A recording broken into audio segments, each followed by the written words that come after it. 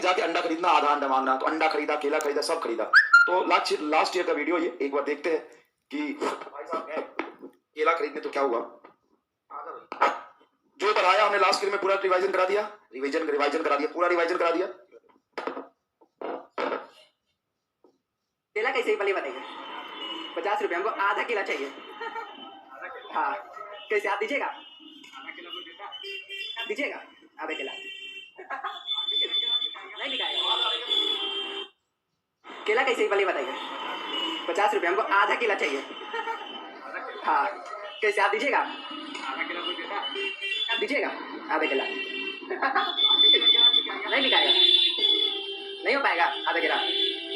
ठीक, भाई साहब ने गाली ही नहीं दिया, बस है ना, मन में कंट्रोल करके रख लिया।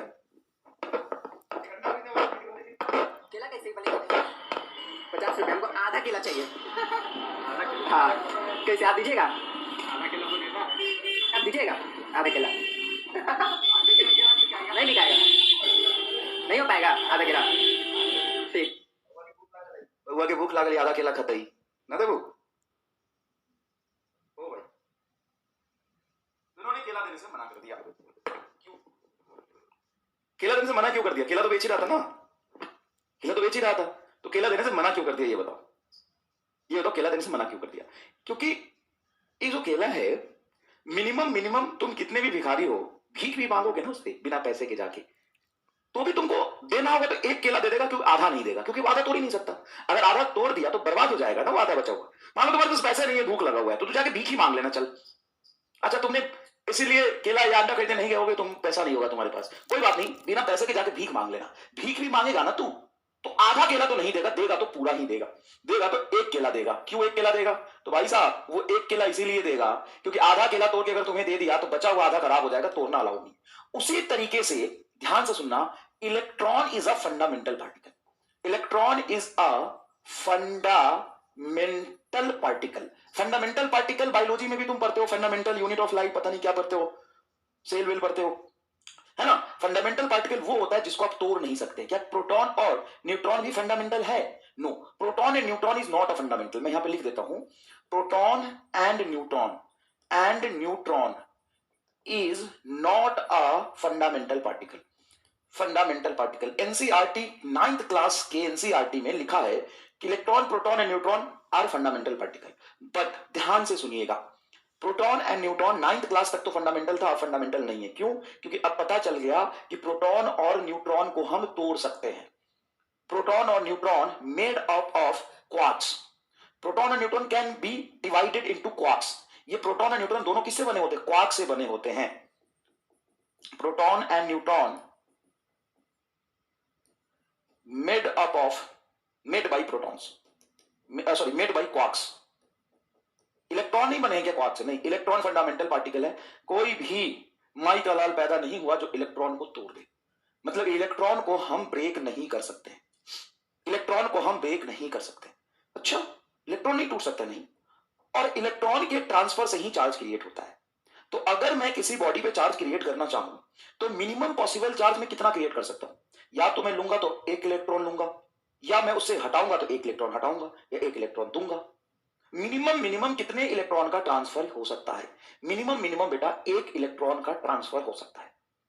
1 इलेक्ट्रॉन का ट्रांसफर हो सकता है, आधा इलेक्ट्रॉन का ट्रांसफर नहीं हो सकता। सिमिलरली जैसे आधा एक का ट्रांसफर नहीं हो सकता, आधा अंडा तोड़ के ट्रांसफर नहीं हो सकता, उसी तरीके से आधा इलेक्ट्रॉन नहीं हो सकता। तो कितना इलेक्ट्रॉन होगा? मिनिमम 1। तो 1 इलेक्ट्रॉन के ट्रांसफर की वजह से ही चार्ज जाएगा। तो आप यहां पे लिखोगे minimum possible charge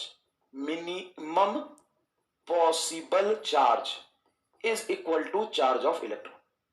sir 2 electron अगर हम ट्रांसफर करेंगे तो next possible charge is equal to 2 times of electron, 2 times of electron, 2 times of electron. Next possible charge is 3 times of electron, next possible charge is 4 times of electron. तो किसी भी body पे जो charge exist करेगा वो minimum electronic charge के integral multiple में exist करेगा। मिनिमम चार्ज कितना हो सकता है? E, उसके बाद 2E, 3E, 4E। जैसे अंडा या तो 1 लोगे नहीं तो 2 लोगे, 1.5 अंडा नहीं हो सकता। केला 1 लोगे नहीं तो 2 लोगे, 1.5 अंडा, 2.5 नहीं हो सकता, 2.25 1 नहीं हो सकता, 2.5 नहीं हो सकता, 3.15 नहीं हो सकता। अच्छा, ये तो हो गया क्वांटाइजेशन की बात। कौन कौन से ऐसी चीजें जो क्वांटाइज नहीं है, क्वांटाइज्ड नहीं है, वो बताओ। सर क्वांटाइज नहीं है, जैसे मेरा मास मैं खाना खाता हूं तो ऐसा नहीं है कि मेरा मास 75 से 76 होगा सीधा, हो सकता है 75.1 ग्राम हो, 75.113 ग्राम हो, फिर 75.118 हो, फिर 75.112 हो। तो मेरा मास इज नॉट क्वांटाइज्ड। मेरा मास कितना भी बढ़ सकता है, मैं कितना खाऊंगा। Height is not quantized. ऐसा तो नहीं है कि किसी इंटीग्रल बेस के मल्टीपल में ही मास बढ़े या लेंथ बढ़े। तो बहुत सारी ऐसी चीजें हैं जो क्वांटाइज्ड नहीं होती है, बहुत सारी ऐसी चीजें जो क्वांटाइज्ड है। जैसे इस क्लास में जितने भी नंबर ऑफ स्टूडेंट हैं, तो नंबर ऑफ स्टूडेंट क्वांटाइज्ड है कि नहीं, बताओ। नंबर ऑफ स्टूडेंट क्वांटाइज्ड है कि नहीं। चलो मान लो मैं पोल बोलता हूं, यस और नो में जवाब देना आपको, यस और नो में जवाब देना, ठीक है। दो ही ऑप्शन देना, ए और बी। तो ए और बी में जवाब देना, ए और B. A is yes, number of student is quantized, B is no. बताओ तो, जवाब दो तो। Number of student in classroom is quantized और not. A is quantized, B is no. A और बी में जवाब देना, सी और डी नहीं देना, सी और डी नहीं देना भाई। ए और बी ऑप्शन दिया मैंने, A is yes, B is no. तो number of student in classroom is quantized और not, number of student in classroom quantized और नॉट। चलो देखते हैं कितने लोगों ने सही जवाब दिया। इसमें भी अगर सी और डी दिया होगा तो भाई साहब अनर्थ।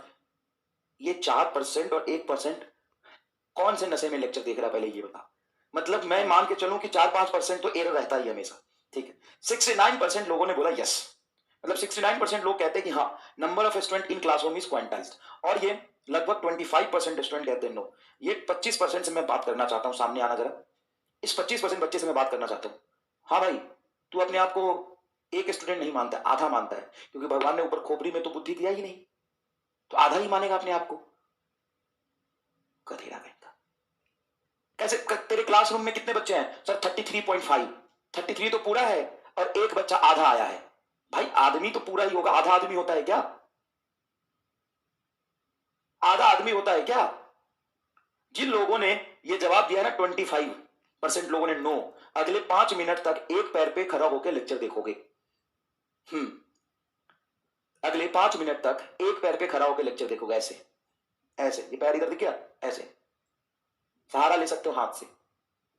नीट की कसम है तुम्हें, एक पैर पर अगले 5 मिनट तक खड़े होकर लेक्चर देखोगे। आधा। और अगर नहीं खड़े होकर देखोगे तो मैं वीडियो कॉल करके चेक कर सकता हूं, है ना। देखो इधर,